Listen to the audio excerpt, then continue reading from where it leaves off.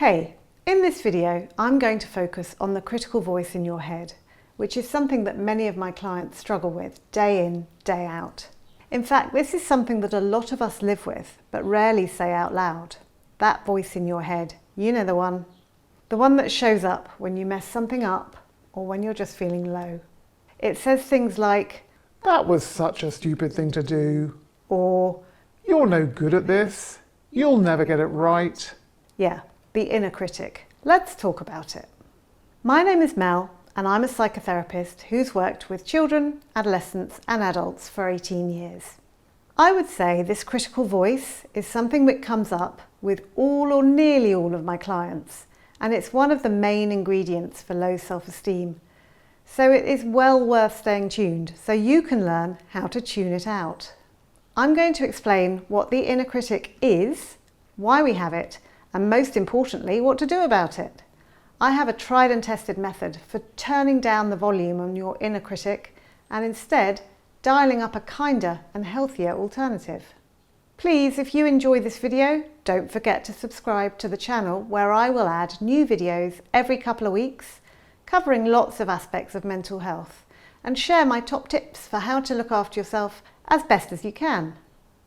And please don't forget to like and leave a comment if there was anything you felt strongly about, and especially if you have your own ways of dealing with the inner critic, which you feel like you'd like to share.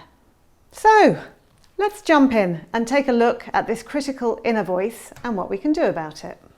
What I've realised over time, both in my own life and from working with others, is that the inner critic doesn't just stick to one kind of message. It attacks us on different levels. So let me give you some examples. Sometimes it targets our behaviour. "That was such a stupid thing to do." Other times it goes for our skills. "I'm terrible at this activity. I'll never get the hang of it." It can go deeper, hitting identity. "There's something wrong with me because I'm black, or because I'm gay, or neurodivergent, or whatever." Then there's the mind. "I'm stupid. I'll never be a success." Even the soul. For example, "I'm just a bad person. There's something wrong with me." it can attack us by focusing on our family, for example. "I come from a messed up family. I'm doomed." It can attack our history, "I did that one thing, and that defines me forever." our appearance, "I don't look right. I'm too fat, or ugly, or small, or weird looking." and finally, it can attack our characteristics. For example, "I'm lazy. I never finish anything. I can't be trusted." if it's allowed to, the critic will go into a full-on character attack in a "Here's why you'll never be enough." kind of way. So where does this stuff come from? Most of the time, we're not born thinking like this. We learn it, usually when we're small. Sometimes it's the things people said to us. Sometimes it's what they didn't say, the love we didn't get, the understanding we needed and didn't receive. As children, we're little sponges. We soak up whatever our caregivers, teachers or other authority figures say. If we're told enough times we're too much or not enough, eventually we start saying it to ourselves. And if we had needs that weren't seen, say undiagnosed ADHD, or we just process things differently, we might have been labelled as difficult or lazy or weird, not because we were, but because we weren't understood. So you can see how the inner critic is made up of these voices from our past, which we internalise. Let's add one more thing: school. Kids grow up in school being ranked and judged and tested and compared. If you didn't do well in exams, or if you were someone who just didn't fit the system, you might have started thinking, "I'm stupid, I'll never succeed." Right now, I bet there are so many teens heading into their GCSEs or A-levels with voices in their heads saying, "You're not good enough. You're going to mess it up." Those thoughts don't go away when you leave school. They just get older with you. And when we carry these inner voices with us, we start to believe them. We treat ourselves badly. We accept poor treatment from others. We avoid intimacy. We push away support because deep down, we've convinced ourselves we don't deserve it. We don't even need other people to criticise us anymore. We've got that internal critic doing it 24/7. We do it to ourselves. And sometimes, without realising, we take up the victim role, not because we want to, but because it's the only position the inner critic tells us we fit into. Let me give you 4 of the main signs to look out for to flag up if you are self-attacking. Are you focusing on past errors? Is there a desire to condemn or self-punish? Do you feel shame?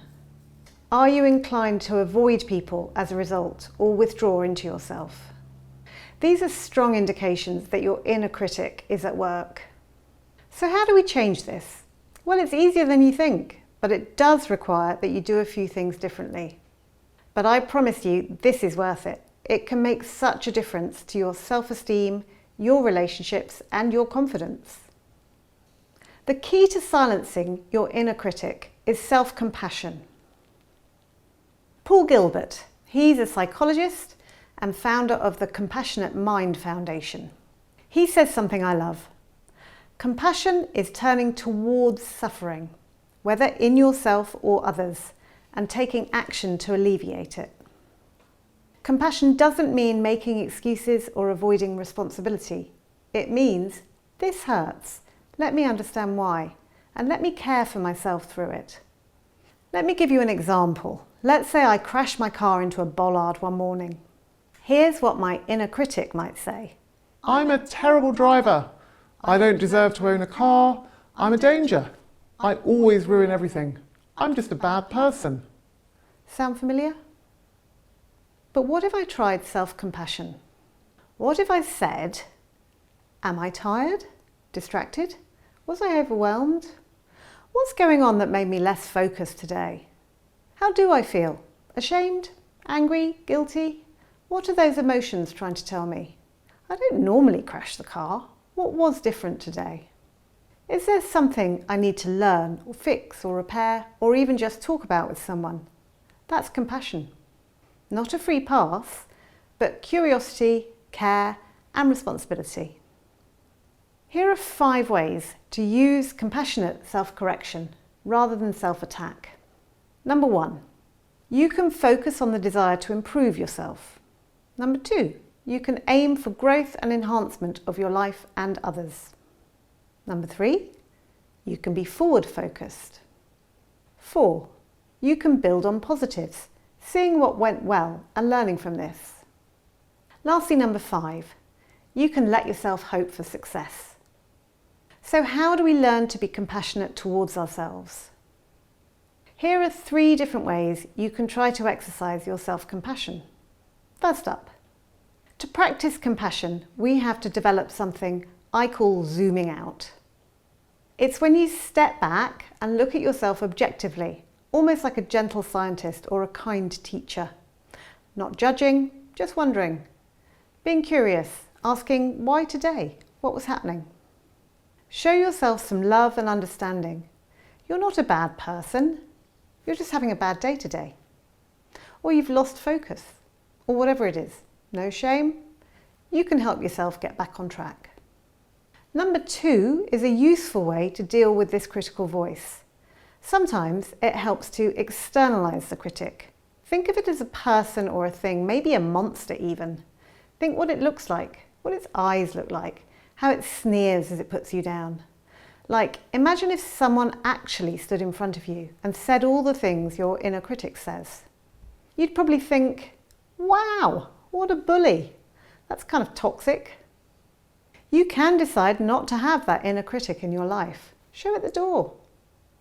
Last but not least, number 3. Would you ever speak to a friend like that?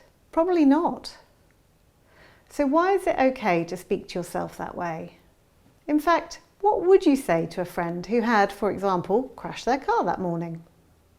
You would show them empathy and understanding, right?